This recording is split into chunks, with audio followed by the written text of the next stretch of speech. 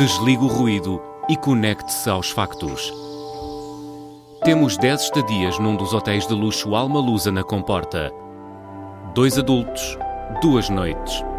Assine hoje o Observador com até 58% de desconto e habilite-se a ganhar. Tudo em observador.pt.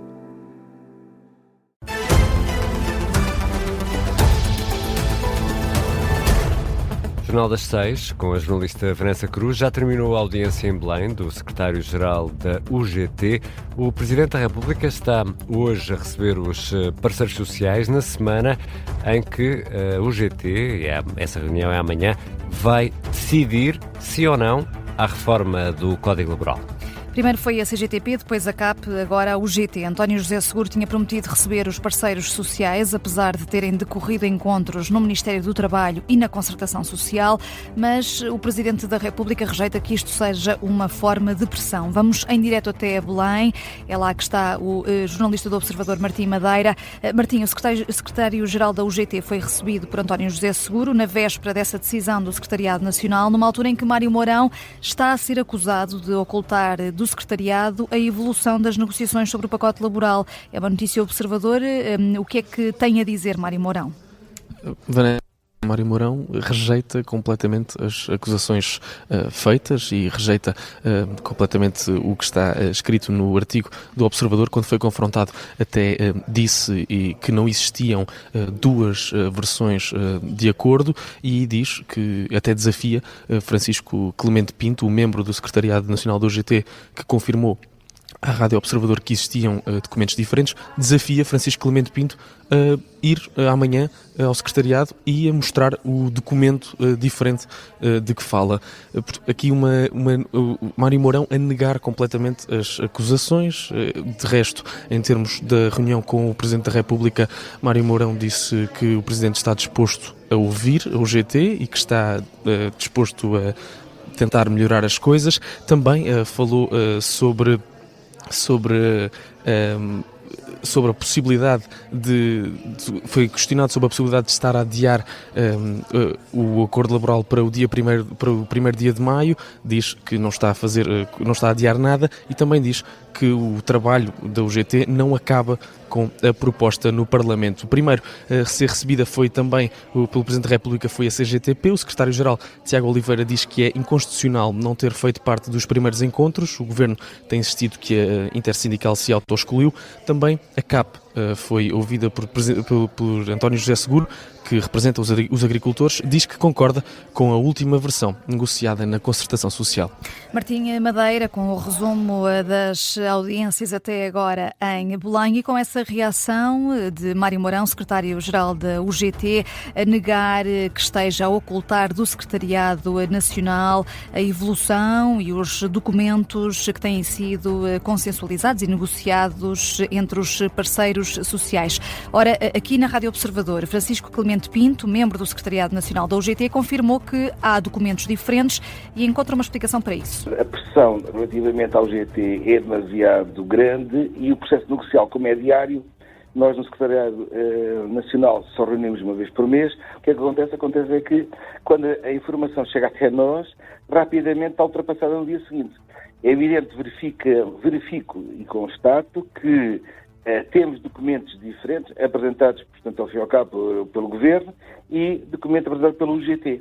Mas em que é que diferem esses documentos?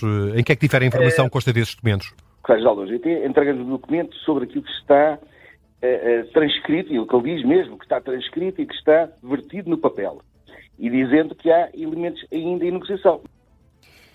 Francisco Clemente Pinto, entrevistado pelo jornalista Miguel Videira, este membro do Secretariado Nacional da UGT, reconhece que há muitas aproximações ao Governo quanto a esta reforma do Código do Trabalho, mas frisa que o documento final tem de ser único.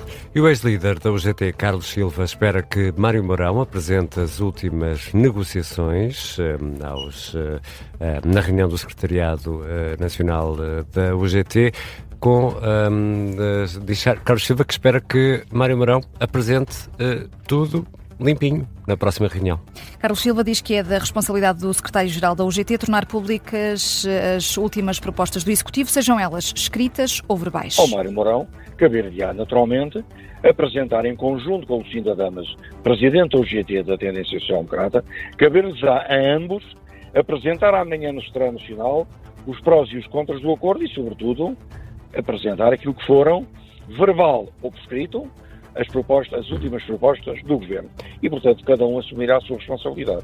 No explicador da Tarde Política, Carlos Silva antecipou ainda um não da estrutura sindical a estas alterações ao Código do Trabalho e aponta os motivos. Julgo que, neste momento, o preço é demasiado elevado para a UGT subscrever este acordo, tal e qual como o Governo o apresentou e como até agora, apesar de ter havido acordo em muitas matérias, há algumas matérias que são linhas vermelhas, como disse o Mário Mourão, secretário-geral da UGT, e que eu subscrevo. Linhas vermelhas que passam, por exemplo, pelo regime de outsourcing, a contratação de serviços externos, também a jornada contínua de trabalho e a reintegração de trabalhadores depois de terem sido despedidos ilegalmente. E na opinião do Primeiro-Ministro, a UGT tem todas as razões para subscrever este acordo. Luís Montenegro diz que se isso não acontecer, será, diz, por motivos políticos. Sinceramente, só razões de natureza mais política, vamos chamar assim, podem impedir qualquer um dos parceiros de subscrever o acordo. Agora, naturalmente que todos têm o seu espaço de decisão, a sua legitimidade, e nós não decidimos em nome dos outros. O que eu posso dizer em nome do Governo é que o esforço negocial foi um esforço enorme. A base de aproximação foi uma base que esgotou toda a capacidade para podermos ter o quê? Uma legislação laboral amiga do crescimento da economia. O Primeiro-Ministro, depois de a Ministra do Trabalho também ter colocado hoje na UGT a responsabilidade de haver ou não acordo para alterar a lei laboral. Estas declarações de Luís Montenegro foram produzidas depois de ter recebido no Palacete de São Bento Maria Corina Machado, a Nobel da Paz e representante da oposição venezuelana. Depois desse encontro à porta fechada, o Primeiro-Ministro expressou o desejo de uma transição democrática no país. Maria Corina Machado não fez declarações no final, seguiu viagem, mas terá quebrado o protocolo para cumprimentar 2 dezenas de apoiantes que se encontravam à porta da residência oficial do Primeiro-Ministro português. Não falou em São Bento, mas falou com a Rádio Observador. Maria Corina Machado reitera que o presidente norte-americano está ao lado dos venezuelanos. Questionada sobre se não está arrependida de ter oferecido o Prémio Nobel da Paz a Donald Trump, a líder da oposição venezuelana garantiu que o presidente norte-americano foi o único a agir quando a Justiça Internacional falhou. Por isso, diz que fez aquilo que os venezuelanos esperavam dela. Mientras outros miravam hacia outro lado, mientras outros incluso chegaram a justificar... Enquanto uns olhavam para o outro lado, outros chegaram mesmo a justificar os abusos, protegendo-se com discursos de autodeterminação dos povos, e outros ainda beneficiavam de esquemas de corrupção feroz e brutal do saque do nosso país, enquanto os nossos filhos morriam de fome. E o atual presidente dos Estados Unidos atuou. De modo que eu, no cumprimento desse mandato, fiz o que era correto e aquilo que os venezuelanos esperam de mim. Hice lo correcto y lo que los venezolanos esperan de mí. Maria Corina Machado, entrevistada pelo jornalista do Observador José Carlos Duarte, líder da oposição venezuelana, espera regressar ao país em breve para continuar a lutar pelo povo venezuelano.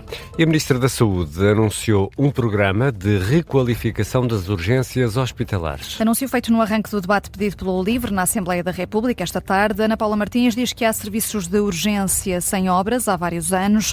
Por isso, o Governo aprovou um plano de requalificação destes serviços. Vamos avançar com um programa de incentivo financeiro para a requalificação das urgências do SNS, onde, com 50 milhões de euros até 2027, dirigido às áreas onde a pressão é maior e a resposta é mais urgente. O despacho está pronto. Será publicado nos próximos dias. É uma medida concreta para as Marias concretas do país onde estamos. A Ministra da Saúde no arranque do debate esta tarde no Parlamento. Ana Paula Martins admite uma quebra na produção de cirurgias e consultas, mas adianta também que a Urgência Regional de Obstetrícia do Hospital Garcia de Horta em Almada fez mais de 500 atendimentos na primeira semana. E há outras notícias a marcar a tarde desta quarta-feira, 22 de abril.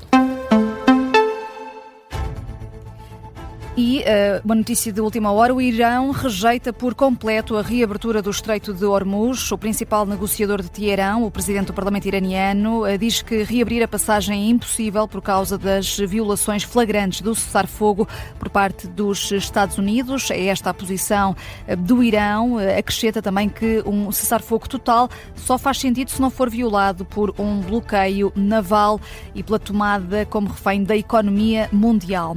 Donald Trump, entretanto, ainda antes destas declarações por parte do regime iraniano, disse que é possível que haja uma nova ronda de negociações com o Irão na sexta-feira. A ver, vamos se ainda se mantém essa possibilidade, que é também confirmada por fontes paquistanesas consultadas pelo New York Post. O Líbano prepara-se para pedir amanhã, em Washington, uma extensão de 1 mês do acordo de cessar-fogo com Israel. E no sul do Líbano, apesar do cessar-fogo, um ataque israelita matou pelo menos 2 pessoas. Há também vários feridos, é o que está a avançar a Al Jazeera. O governo português escolheu Paulo Carmona para assumir a presidência de Infraestruturas de Portugal. A informação é avançada pelo Jornal Eco, entretanto confirmada pelo Observador. O nome foi validado já pela Comissão de Recrutamento do Estado, a CRESAP. Paulo Carmona era até agora diretor-geral da Energia, substitui assim Miguel Cruz, que foi nomeado ainda pelo Executivo de António Costa para a presidência da IP. Infraestruturas de Portugal, que anunciou hoje um lucro de 135 milhões de euros no ano passado, um aumento de quase 9% em relação a 2024. Isto apesar de o investimento ter caído mais de 21% por causa dos projetos da Ferrovia 2020 que foram, entretanto, concluídos. E agora uma pergunta para vocês os dois, Ricardo, Judite. Gostavam de ter o vosso nome numa rua um dia, quem sabe, talvez? Não. Uma praceta, vá. Não. Não é uma praceta, Judite? Praceta Judite França? Não. Eu gostava de morar na praceta Judite França. Mas olhem que a pessoa que pode vir mesmo a receber o nome de várias ruas, não só uma no Donbass, na Ucrânia, é alguém que deve muito gostar deste tipo de homenagens. Então. Um líder mundial, não sei se vos ocorre alguém. Que gosta de pôr o nome em todo lado? O nome em coisas? Sim. Donald Trump? Pois bem, o que é que pode acontecer? Negociadores ucranianos sugeriram chamar Donnyland, uma parte da região do Donbass, é aqui uma junção de Donald Trump com esta terra, não é?